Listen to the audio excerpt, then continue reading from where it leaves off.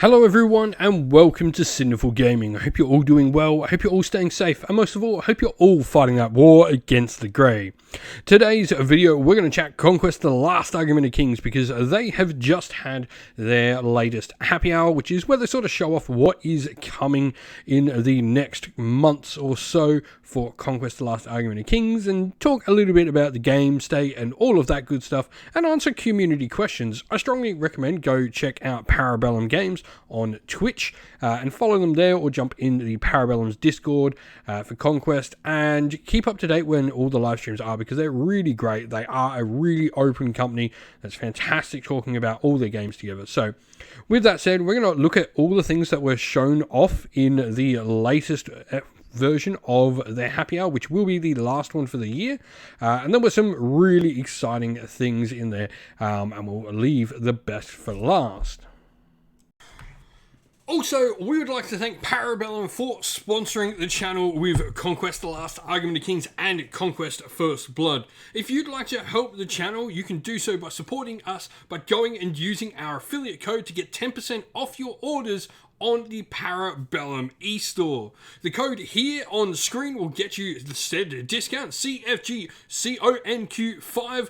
Go and get yourself 10% off and help the channel continue to make more and more Conquest content.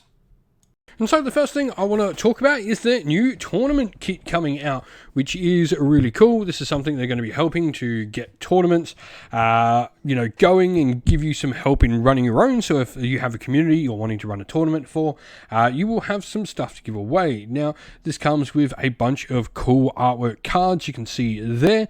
You've also got, best in faction and a bunch of different sort of award seats. You've also got a wooden spoon with a Conquest logo on it, which I think is a really nice little touch to this.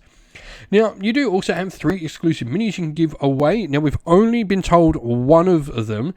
Obviously, the middle one of those 3 minis you can see there is a Weaver Quartz mini. And then you have a pirate and sort of priest-like person as well that we're not told anything else about as of yet. But there are pirates, and that's pretty cool. I like pirates.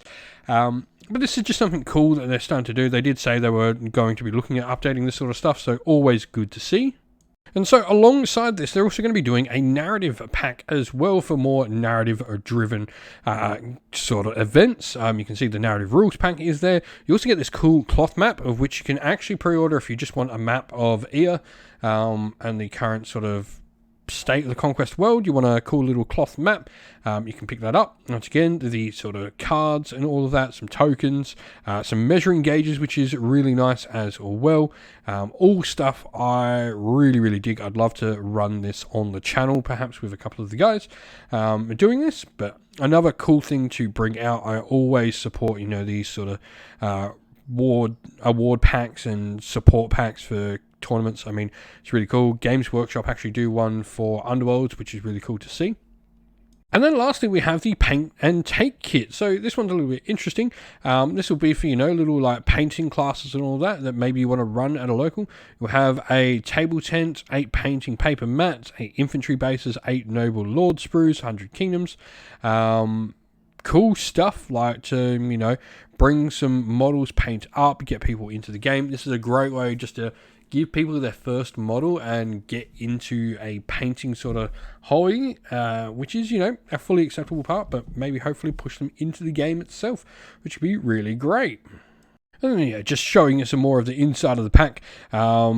And you can see, the little fish gnomes popping up on everything. Are we ever going to see a fish gnome army? I mean, we all want to. They've joked about it. And now, we've got an official fish gnome mini with the Christmas First Blood one, the Kraken, out. So, fish gnomes ahoy sometimes in the future. Maybe that's what the pirate's from. Maybe he allies with the fish gnomes.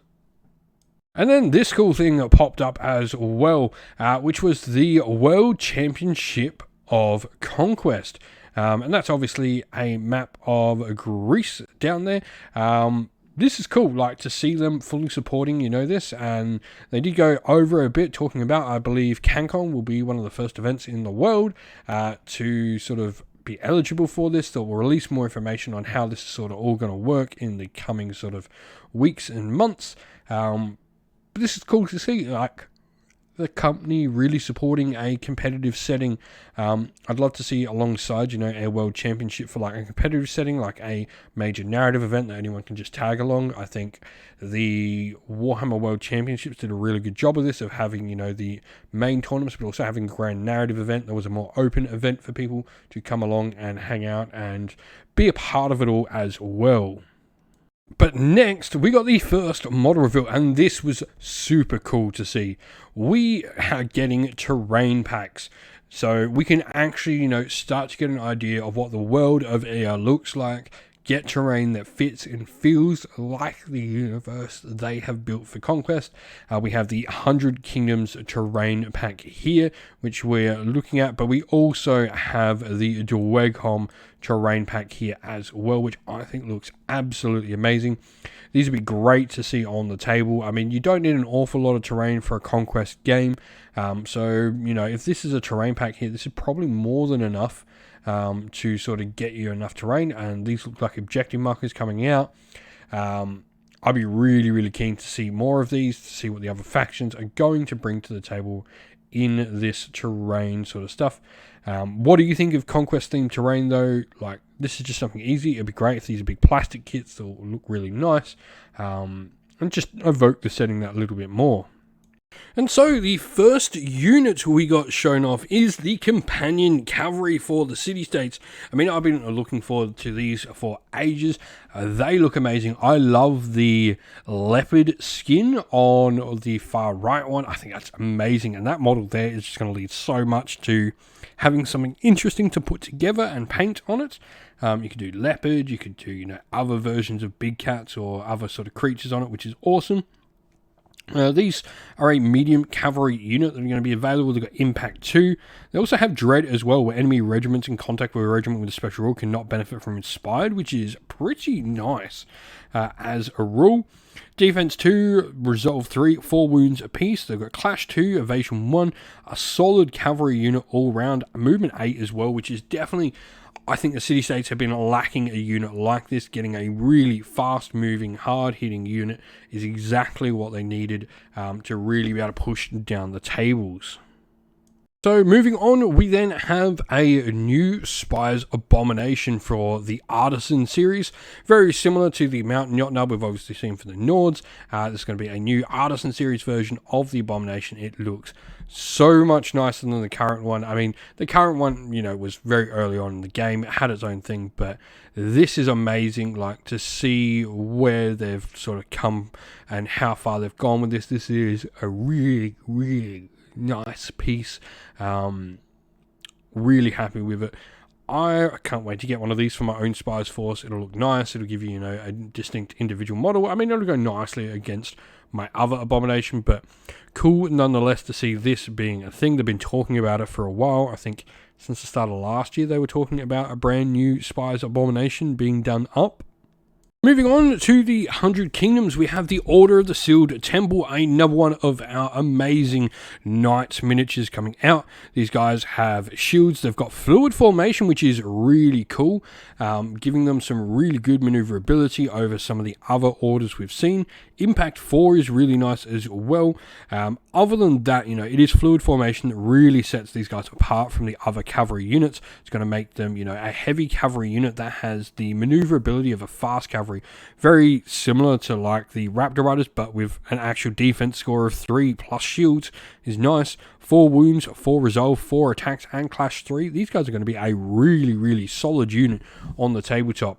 Model-wise, I think they look absolutely amazing. I think these are probably my favourite of all the individual knights so far, all the different orders. I love that banner. I think that looks just so cool.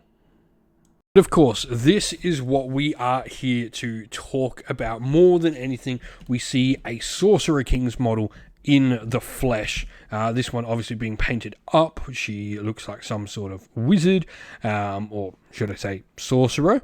For me, this just looks amazing. I am so sold on everything I've seen so far for the Sorcerer Kings, and this is just selling me more and more on them. I can't wait to get some for the channel to get them painted up.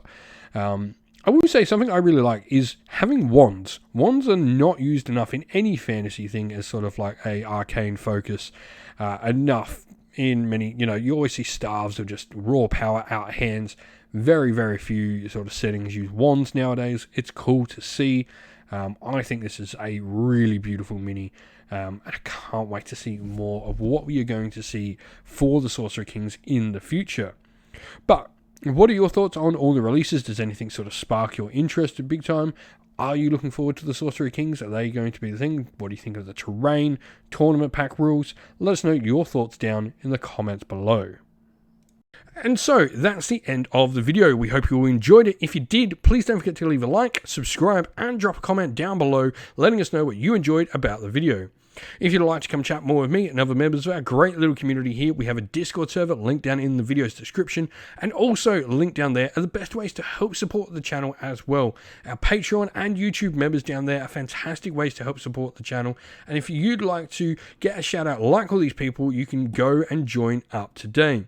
So with that said, we'd like to give a shout out to all our Patreon and YouTube members. So thank you to our Patreons: Rob B, Broken Chef, Andy C, Grimscold, Colorblind Magic, Benjamin Swallows, James Cater, Mark Harvey, Domir, Average Wargamer, Q Darmac, Andrew Bowen, Outer and Shot First, Kenny Lowe and Soren, and to our YouTube members: Green Roots Gaming, Ronya, Lock Lorick, Broken Chef, Ariana Edwards, James Tillman, Disco, John Castle, and Gargamel196. Thank you all so much for watching. Stay safe everyone, stay well, and most of all, keep fighting that war against the grey. Ciao for now.